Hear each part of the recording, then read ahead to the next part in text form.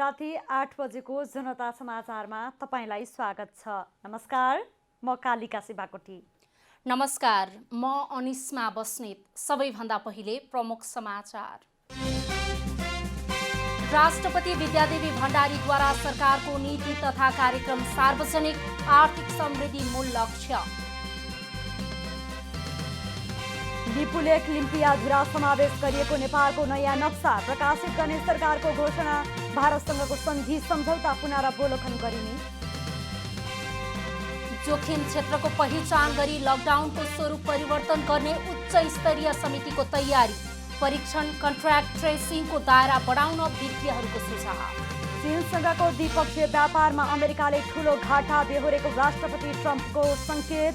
सम्बन्ध तोड्ने चेतावनी। र कोरोनाका कारण रोकिएको जर्मनीको शीर्ष डिभिजन लिग बुन्डेसलिगा भोलिबाट सुरु हुने।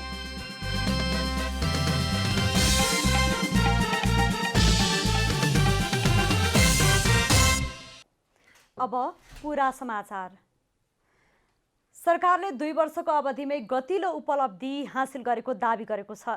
नेपाललाई कोरोना भाइरस मुक्त देश बनाउने प्रतिबद्धता जनाउँदै सरकारले आगामी आर्थिक वर्षको नीति तथा कार्यक्रमका प्राथमिकता समेत परिवर्तन गर्ने भएको छ।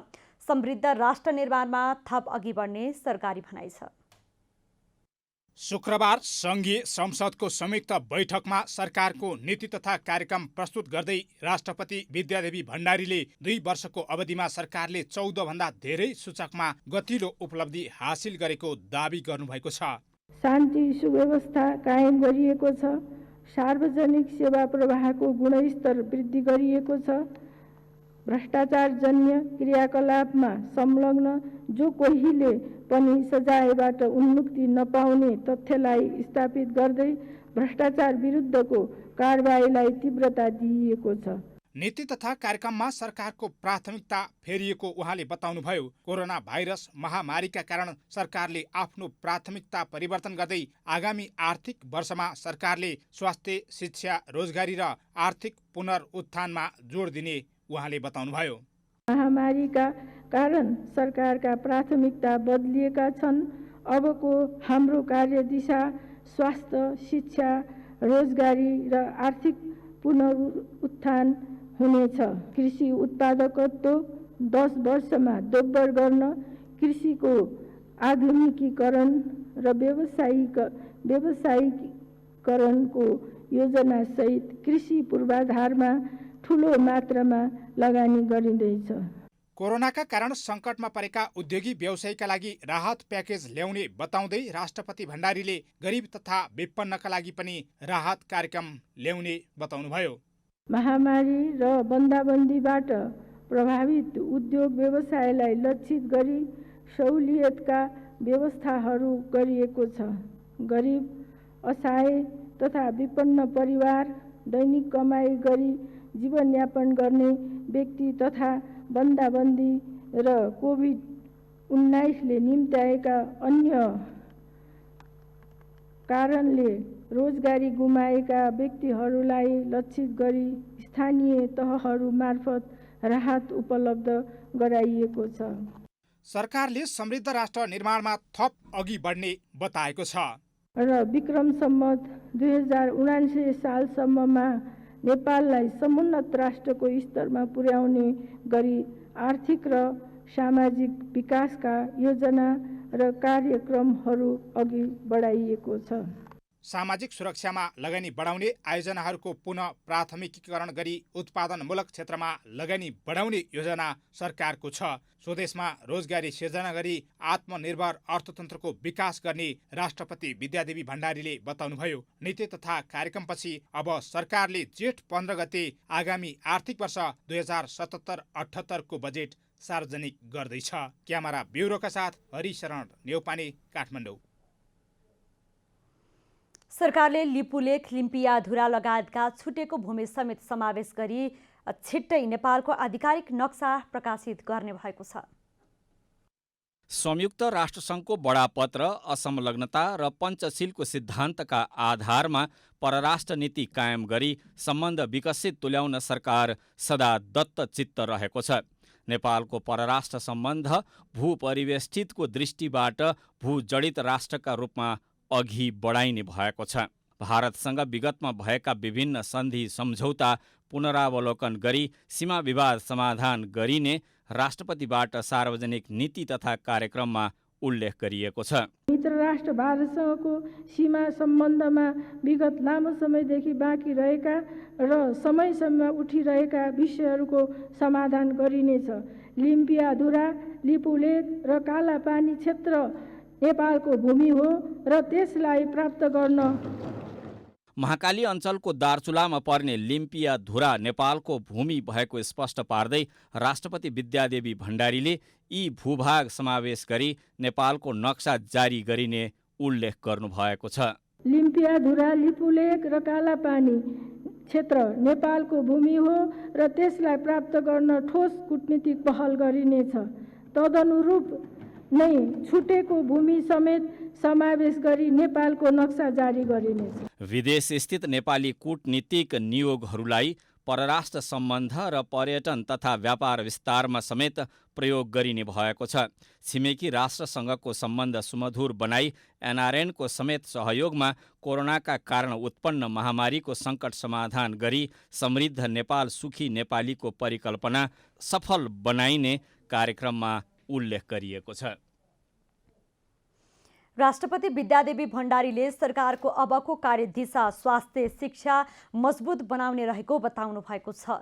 विश्वभरि महामारीका रूपमा फैलिएको कोभिड-19 का कारण सबैभन्दा बढी असर शिक्षा र स्वास्थ्य क्षेत्रमा परेको भन्दै अब सरकारको कार्यदिशा शिक्षा र स्वास्थ्य हुने बताउनु भएको हो।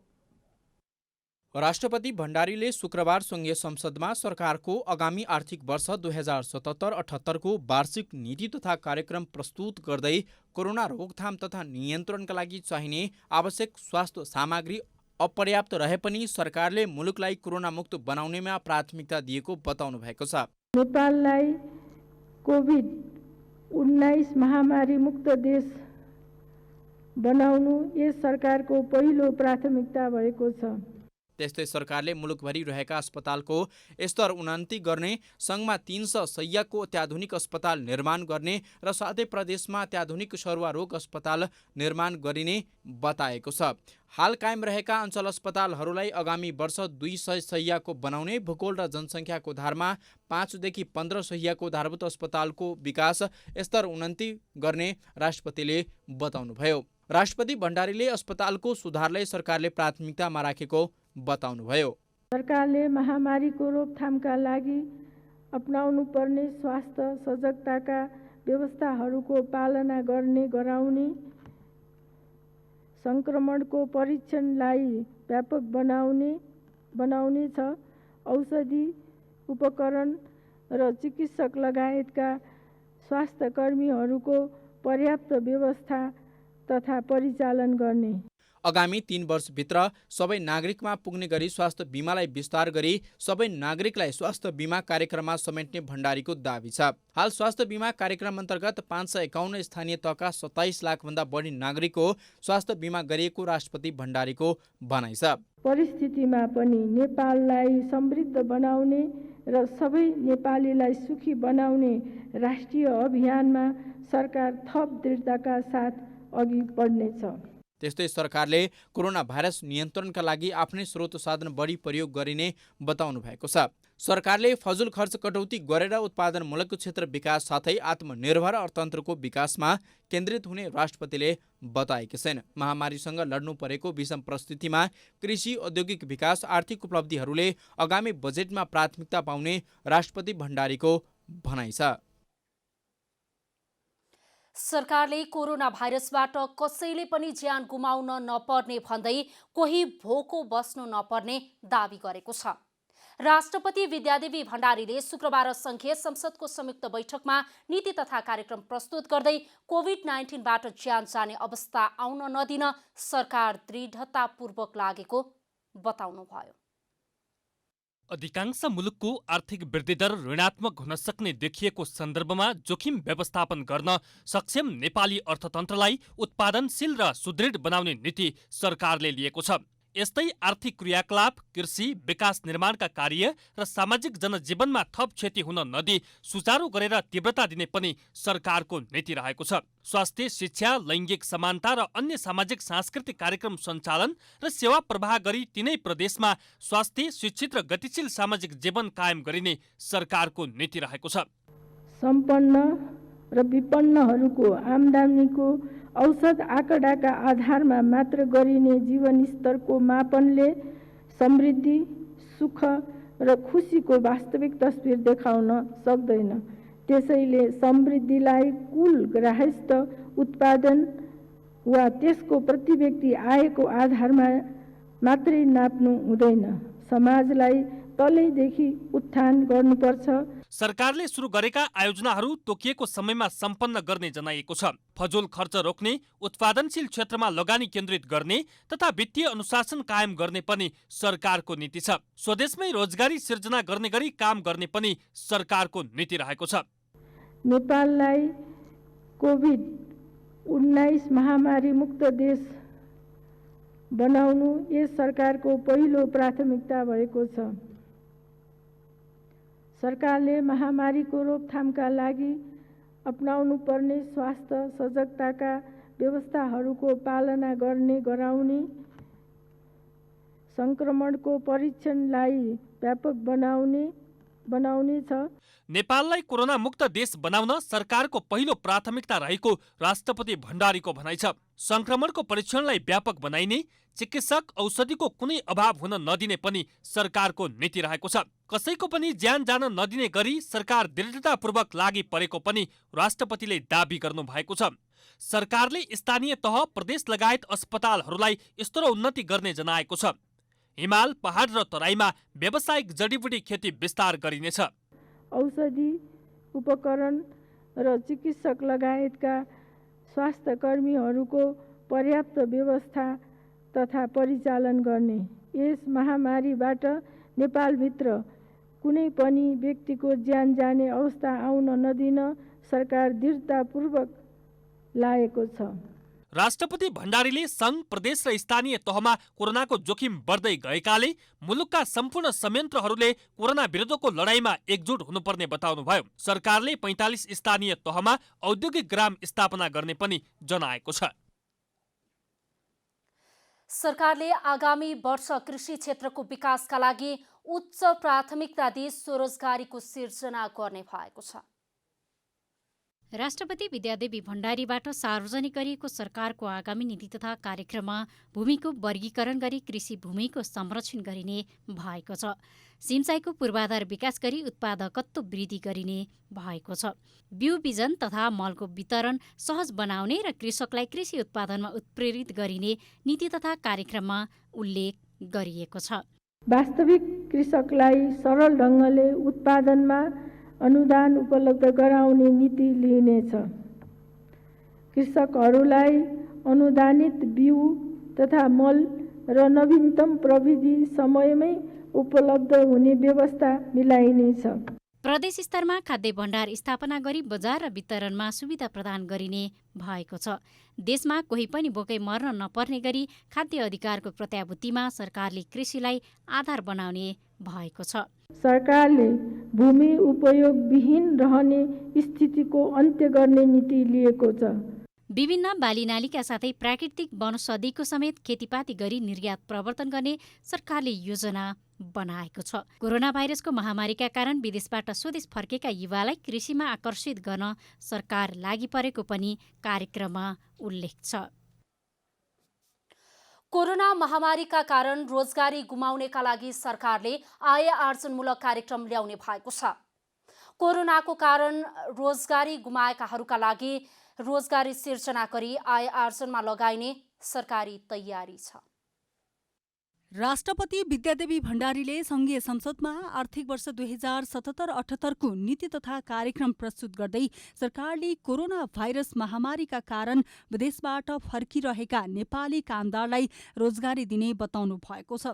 कोरोना महामारीका कारण विदेशबाट रोजगारी गुमाएर फर्किनेलाई स्वरोजगार बनाउने सरकारी योजना छ। अन्तर्राष्ट्रिय श्रम बजार संकुचित भई रोजगारीका अवसरहरू गुम्ने जोखिम लाई स्वदेशमै रोजगारी सिर्जना, आत्मनिर्भर अर्थतन्त्रको विकास र राष्ट्रिय क्षमता वृद्धिको अवसरमा रूपान्तरित गर्ने। आन्तरिक रोजगारीलाई प्रवर्धन गर्न सरकारले सबै स्थानीय तहमा घुम्ती तालिम सञ्चालन गर्ने र उद्यम व्यवसाय सुरु गर्न बिउ पुँजी उपलब्ध गराउने सरकारी भनाइ छ। यस्तै सरकारले कृषिलाई मुख्य रोजगारीका रूपमा अघि सार्ने भएको छ। कृषि उत्पादन, प्रशोधन र बेचबिखनका लागि नेपाल सरकारले सहुलियत उपलब्ध गराउने भएको छ। प्रधानमन्त्री कृषि आधुनिकीकरण परियोजनालाई पुनः संरचना गरी कृषि क्षेत्रको रूपान्तरणको प्रमुख कार्यक्रमको रूपमा नेपालभर विस्तार गरिनेछ। बेरोजगारको संख्या घटाउन सरकारले व्यावसायिक कृषि, भौतिक पूर्वाधार निर्माण, साना तथा मझौला उद्योग, उत्पादनमूलक उद्योग, निर्माण र सेवा क्षेत्रमा परिचालन गरिने सरकारी योजना छ। क्यामेरा ब्युरोका साथ कमला हमाल, काठमाडौँ। नेपालमा शुक्रबार थप 9 जनामा कोरोना संक्रमण देखिएसँगै नेपालमा संक्रमितको संख्या 258 पुगेको छ। स्वास्थ्य तथा जनसङ्ख्या मन्त्रालयका अनुसार मकवानपुरका 1 र बाँकेका 8 जनामा संक्रमण देखिएको हो। मन्त्रालयका प्रवक्ता देवकोटाका अनुसार राष्ट्रिय जनस्वास्थ्य प्रयोगशाला टेकुमा गरिएको परीक्षणमा मकवानपुरका 37 वर्षीय पुरुषमा संक्रमण पोजिटिभ देखिएको हो। यस्तै भेरी अस्पतालको प्रयोगशालामा भएका परीक्षणमा बाँकेका 8 जना पुरुषमा पोजिटिभ देखिएको हो। उनीहरू 18 देखि 36 वर्ष उमेर समूहका छन्। देशभरिका विभिन्न 24 जिल्लामा कोरोना संक्रमण देखिएको छ। शुक्रबार 1 जना संक्रमित उपचारपछि निको भएर घर फर्किएका छन्। कोशी अस्पतालमा उपचाररत उदयपुरका 25 वर्षीय पुरुष 27 दिनपछि घर फर्किएका हुन्। कोशी अस्पतालमा रहेका उदयपुर जिल्लाका 25 वर्षीय पुरुषमा नेगेटिभ देखिएपछि कोशीको अस्पतालबाट 27औं दिनमा डिस्चार्ज हुनुभएको छ र उहाँ डिस्चार्ज भएसँगै कुल डिस्चार्ज हुनेको सङ्ख्या 36 पुगेको छ। आज जम्मा 9 जनामा थप पोजिटिभ देखिए पश्चात कुल सङ्ख्या 258 पुगेको छ। उहाँहरूमध्ये मकवानपुरका 37 वर्षीय पुरुष र जसको हाम्रो राष्ट्रिय जनस्वास्थ्य प्रयोगशालामा परीक्षण भएको थियो, त्यसै गरी बाँकेका 8 जना 18 वर्षदेखि 36 वर्ष उमेरका पुरुषहरू हुनुहुन्छ। उहाँहरूको भेरी अस्पतालमा रहेको प्रयोगशालामा परीक्षण गर्दा पोजिटिभ देखिएको हो। शुक्रबारसम्म पीसीआर विधिबाट 23,914 जनाको नमुना परीक्षण भएको छ। यस्तै आरडीटी विधिबाट 63,085 जनाको आरडीटी परीक्षण गरिएको छ। पछिल्लो 24 घण्टामा पीसीआर विधिबाट 1,250 र आरडीटी विधिबाट 758 गरी 2,008 वटा परीक्षण भएका छन्। पीसीआर विधिबाट गरिएका हालसम्मका परीक्षणका नमुनाका सङ्ख्या 23,914 रहेको छ। आरडीटी विधिबाट गरिएको परीक्षणको सङ्ख्या 63,085 पुगेको छ। गत 24 घण्टामा पीसीआर विधिबाट थप 1,250 र आरडीटी विधिबाट 758 वटा टेस्टहरू भएका छन्। यसरी गत 24 घण्टामा थप 2,008 वटा परीक्षणहरू भएका छन्। देशभरिका विभिन्न अस्पतालमा 267 आइसोलेसनमा उपचाररत रहेका छन्। उपत्यकामा 27 सहित बागमती प्रदेशमा 34 जना आइसोलेसनमा रहेका छन्। प्रदेश नम्बर 1 मा 22, प्रदेश नम्बर 2 मा 102, गण्डकी प्रदेशमा 1 जना आइसोलेसनमा रहेका छन्। यस्तै प्रदेश नम्बर 5 मा 108 जना आइसोलेसनमा रहेका छन्। कर्णाली र सुदूरपश्चिममा भने कुनै पनि व्यक्ति आइसोलेसनमा छैनन्। कोरोना भाइरस रोकथाम तथा नियन्त्रण उच्च स्तरीय समन्वय समितिले लकडाउनको मोडालिटी परिवर्तन गर्ने तयारी गरेको छ। समितिको आज बसेको बैठकले जेठ 5 गतेपछि लकडाउनको मोडालिटी परिवर्तन गर्ने निर्णय गरेको हो। स्वास्थ्य क्षेत्रका विज्ञहरूसँगको छलफलपछि समितिले जोखिम क्षेत्र छुट्याएर लकडाउनको मोडालिटी परिवर्तन गर्ने निर्णय गरेको प्रधानमन्त्री तथा मन्त्री परिषद कार्यालयका सचिव नारायण बिडारीले जानकारी दिनुभयो। जारी लकडाउनको समीक्षा गर्दै समितिले उच्च जोखिममा रहेको क्षेत्र, मध्यम जोखिममा रहेका क्षेत्र र न्यून जोखिममा रहेका क्षेत्रको पहिचान गरी मोडालिटी परिवर्तन गर्ने तयारी गरिएको हो। यो आजसम्मको लकडाउनको स्थितिपछि अब कुन तरिकाले के पद्धति के खालका मापदण्ड वा शर्त वा यो भइरहेको अहिलेको बन्दाबन्दीको सिचुएसनमा नयाँ मोडालिटी के अपनाएर जाँदा आम नागरिकहरूलाई अझ सहज हुन्छ र यो रोगको सङ्क्रमणलाई बढ्न नदिन यसलाई नियन्त्रण राख्न सकिन्छ भन्ने दुईटा बुँदामा केन्द्रित भएर स्वास्थ्य तथा चिकित्सा क्षेत्रका विज्ञ विशेषज्ञहरूसँग राय सुझाव लिने काम आज सम्पन्न भएको छ। त्यसैगरी समितिले अध्ययन वा अन्य कामको सिलसिलामा जापान र हङकङमा बस्दै आएका तर लकडाउनका कारण नेपालमै रहेका नागरिकहरूलाई चार्टर फ्लाइट मार्फत पठाउने निर्णय पनि गरेको छ।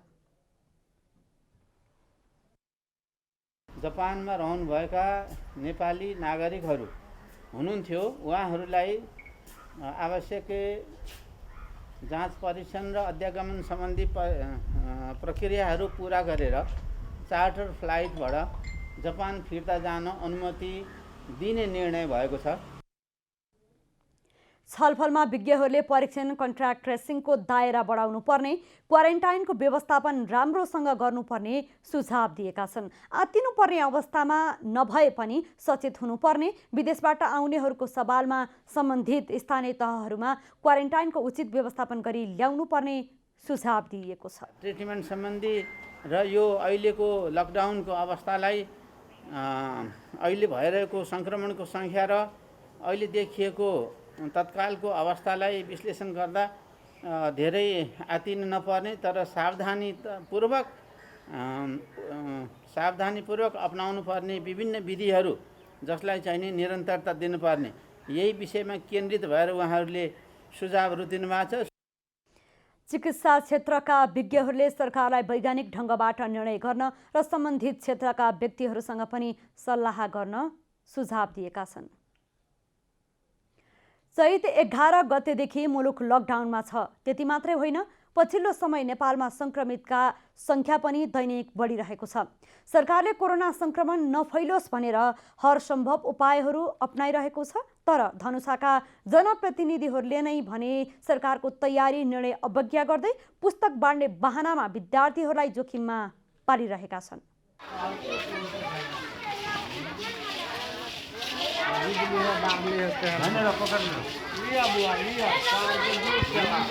विद्यालयका पोसाक लगाएर हिँडिरहेका विद्यार्थी देख्दा नझोकिनुहोस्। यो विद्यालय खुलेको दृश्य होइन। जनप्रतिनिधिको आदेशमा धनुषाको शहीद नगरपालिका वार्ड नम्बर 8 डुमडिया स्थित आधारभूत विद्यालयका प्रधानाध्यापकले विद्यार्थीलाई पोसाक लिन र पुस्तक लिन बोलाएका हुन्। लकडाउनको धज्जी उडाएर बुक वितरण गर्ने नाममा लकडाउनको धज्जी उडाएछ शहीद नगरपालिकाको। विद्यालयमा शुक्रबार बिहान झण्डै 200 बालबालिका भेला भएका थिए। किन विद्यालय आएको भन्ने प्रश्नमा विद्यार्थी भन्छन् सरले नयाँ किताब लिन बोलाउनु भएको छ। सुरज कति कतै आइल छिए पढ कै क्लासमा पढे छिए? कक्षा 5 में। स्कूल के नाम कति है? विद्यार्थीहरूको भिडभाडमा थिए शिक्षक अरुण कुमार ठाकुर। मलाई पनि सोही प्रश्न दोहोऱ्याउँदा प्रधानाध्यापक र स्रोत व्यक्तिको आदेशमा आफू पुस्तक वितरण गर्न आएको बताए। अब नगरपालिका से शिक्षा निकाय से निर्देशन भेले जे अखन तो पढ़ाई के स्कूल तो बंदे है जी, किताब वितरण भयो तो कम से कम विद्यार्थी अपना घर में रहकर जो है कुछ अध्ययन अध्यापन करते, तही हेतु जो हिसाब से किताब वितरण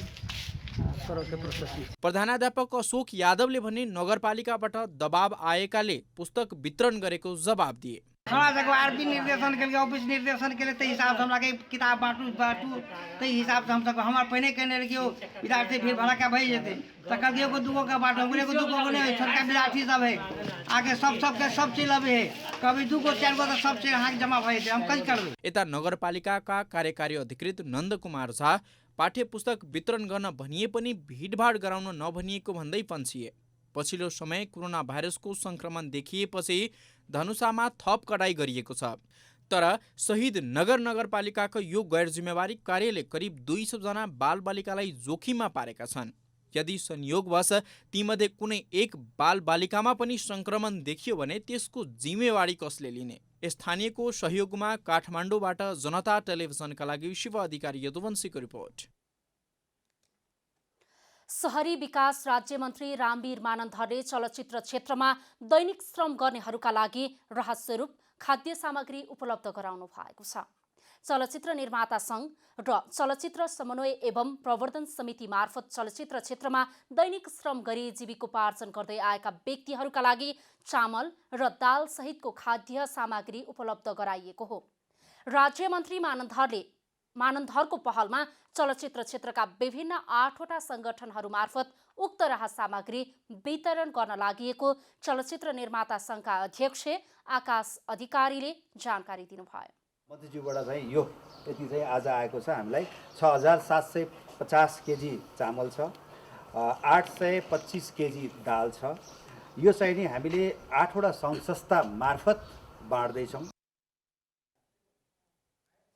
राहत सामग्रीको वितरण आदिवासी जनजाति महासङ्घ मार्फत 45 बोरा, नृत्य सङ्घ मार्फत 45 बोरा, निर्देशक समाज मार्फत 30 बोरा, ब्लू डायमन्ड सोसाइटी मार्फत 30 बोरा, चलचित्र प्राविधिक सङ्घ मार्फत 35 बोरा, चलचित्र द्वन्द्व कलाकार सङ्घ मार्फत 35 बोरा र सङ्गीत उत्पादन समाज मार्फत 35 बोराका दरले हुने अधिकारीले बताउनुभयो।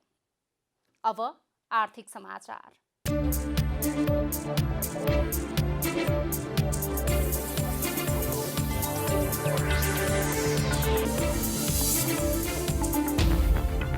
जनता टेलिभिजनले शनिबार पूर्व बजेट छलफल आयोजना गर्ने भएको छ। नेपाल सरकारका मन्त्री, पूर्व मन्त्री, अर्थविद र निजी क्षेत्रका प्रतिनिधिहरूको सहभागितासहित टेलिभिजनले पूर्व बजेट छलफल सञ्चालन गर्न लागेको हो। पूर्व बजेट छलफलमा पूर्व अर्थमन्त्री सुरेन्द्र पाण्डे, कृषि तथा पशुपक्षी विकास मन्त्री घनश्याम भुसाल, उद्योग वाणिज्य तथा आपूर्ति मन्त्री लेखराज भट्ट, राष्ट्रिय योजना आयोगका उपाध्यक्ष डाक्टर पुष्प कणेल, पूर्व उपाध्यक्ष डाक्टर गोविन्द पोखरेल, उद्योगपति पवन गोल्याण लगायत विभिन्न क्षेत्रका विज्ञहरूको सहभागिता रहनेछ। पूर्व बजेट छलफल कार्यक्रमको जनता टेलिभिजन, रेडियो जनता 89.1 मेगाहर्ज र जनता समाचार .com-बाट दिउँसो 2:15 बजेदेखि 3:55 बजेसम्म प्रत्यक्ष प्रसारण हुनेछ।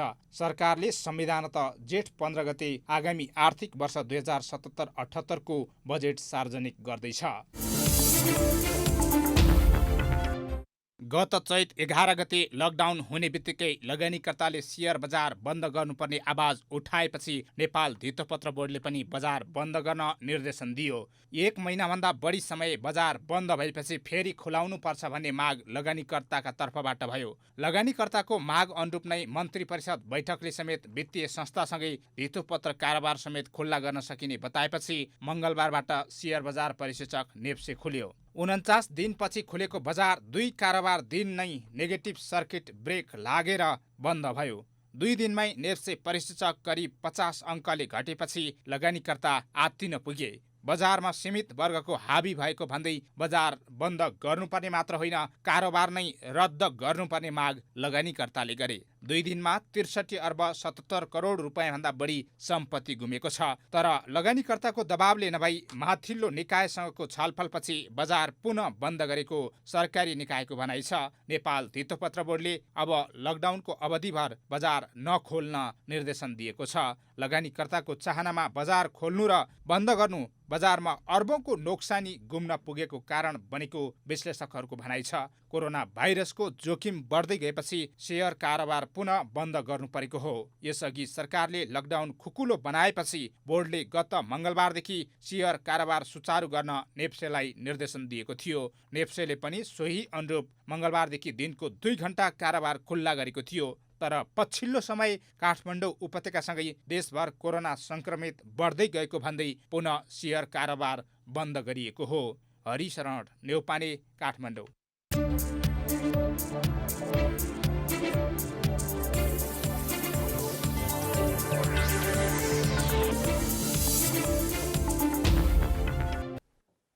अब खेलकुद समाचार।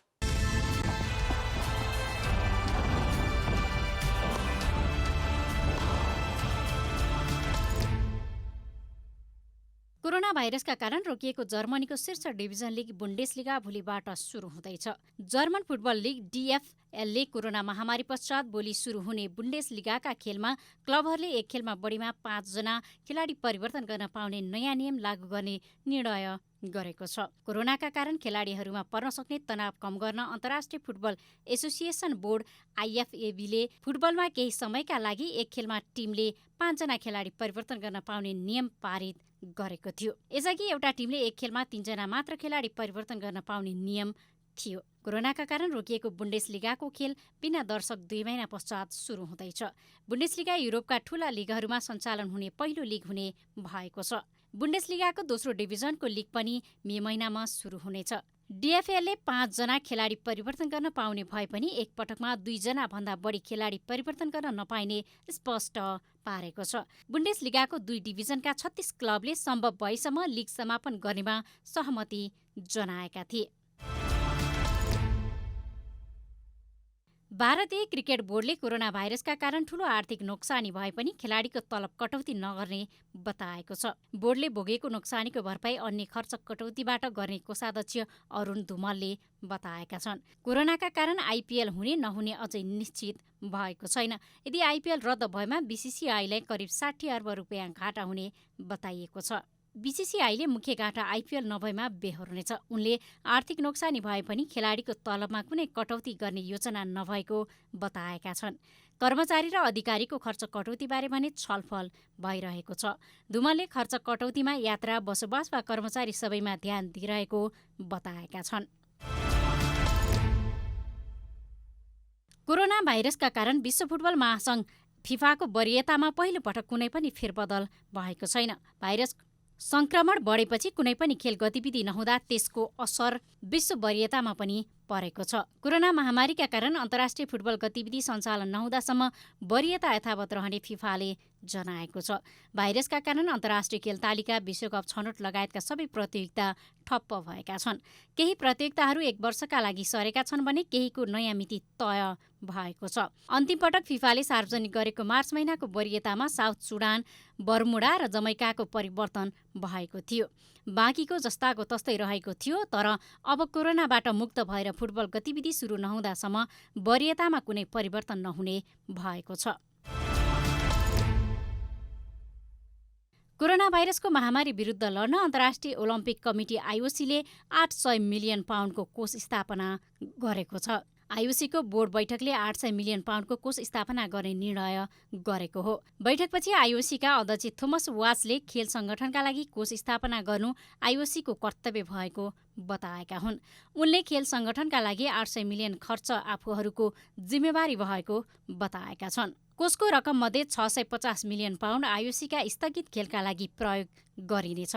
बाँकी 150 मिलियन भने ओलम्पिक मुभमेन्ट, अन्तर्राष्ट्रिय फेडरेसन, राष्ट्रिय सङ्घ र आइओसीसँग सम्बन्धित संस्थाहरूलाई प्रदान गरिनेछ। कोरोना भाइरसका कारण विश्वका खेलकुद गतिविधि ठप्प रहेको छ। यसै वर्ष जापानमा तय भएको ओलम्पिक खेलकुद समेत 1 वर्षका लागि स्थगित गरिएको छ। विश्व खेलकुदको कुम्भमेला ओलम्पिक सन् 2021 को जुलाई 23 देखि अगस्त 8 सम्म हुनेछ।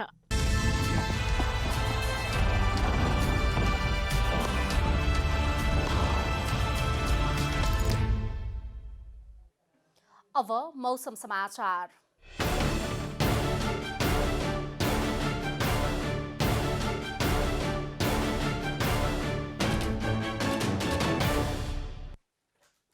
आज दिउँसो देशभरिको मौसम आंशिकदेखि सामान्यतया बदलिरहे केही भागको मौसम सफा रह्यो। आज राति देशभरिका मौसम आंशिकदेखि सामान्य बदलिरहे देशका केही स्थानमा मेघगर्जनसहित वर्षाको सम्भावना रहेको जल तथा मौसम पूर्वानुमान महाशाखाले जनाएको छ। अब देशभरका विभिन्न स्थानको मौसम सम्बन्धी थप विवरण।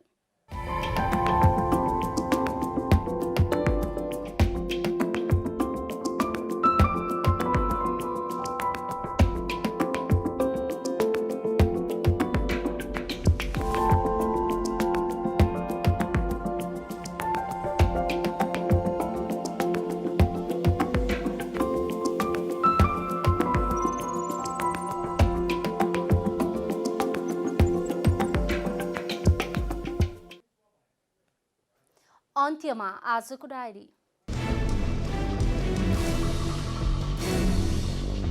राष्ट्रपति विद्यादेवी भण्डारीले संघीय संसदमा आर्थिक वर्ष 2077-78 को नीति तथा कार्यक्रम सार्वजनिक गर्नुभएको छ। नीति तथा कार्यक्रम मार्फत कोरोना भाइरस महामारीसँग जुझ्नेदेखि कृषि उत्पादनमा वृद्धि, स्वास्थ्य, शिक्षा, रोजगारी र आर्थिक पुनरुत्थानमा जोड दिने जनाइएको छ। समृद्ध राष्ट्र निर्माणमा थप अघि बढ्ने सरकारी भनाइ छ।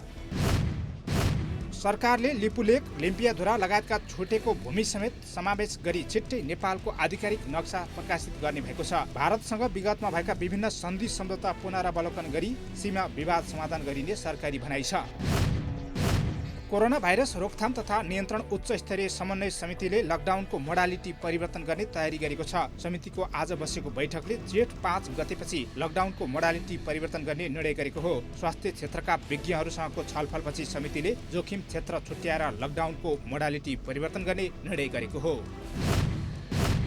बङ्गलादेशको रोहिङ्गा शरणार्थी शिविरका 2 जनामा कोरोना भाइरसको संक्रमण पुष्टि भएको छ। बङ्गलादेशको कक्स बजारमा रहेको शिविरमा बस्दै आएका 2 रोहिङ्गामा संक्रमण पुष्टि भएसँगै त्यहाँ क्लस्टर बन्न सक्ने चिन्ता थपिएको छ। शिविरमा झन्डै 10 लाख रोहिङ्गाहरू बस्दै आएका छन्। संक्रमित 2 रोहिङ्गालाई हाल आइसोलेसनमा राखेर उपचार सुरु गरिएको बीबीसीले उल्लेख गरेको छ। कोरोना भाइरसको महामारी विरुद्ध लड्न अन्तर्राष्ट्रिय ओलम्पिक कमिटी IOC ले 800 मिलियन पाउन्डको कोष स्थापना गरेको छ। IOC को बोर्ड बैठकले 800 मिलियन पाउन्डको कोष स्थापना गर्ने निर्णय गरेको हो। बैठकपछि IOC का अध्यक्ष थोमस वासले खेल संगठनका लागि कोष स्थापना गर्नु IOC को कर्तव्य भएको बताएका हुन्। उनले खेल संगठनका लागि 800 मिलियन खर्च आफूहरूको जिम्मेवारी भएको बताएका छन्।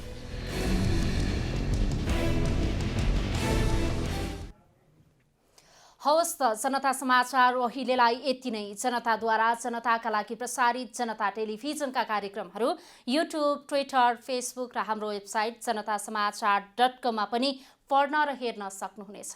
सूचनामा तपाईको सहभागिता, समयमा समाचार हाम्रो प्रतिबद्धता। कोरोना भाइरसको संक्रमणबाट बच्न नियमित रूपमा हात धौँ, भिडभाडबाट टाढै रहौँ। नमस्कार।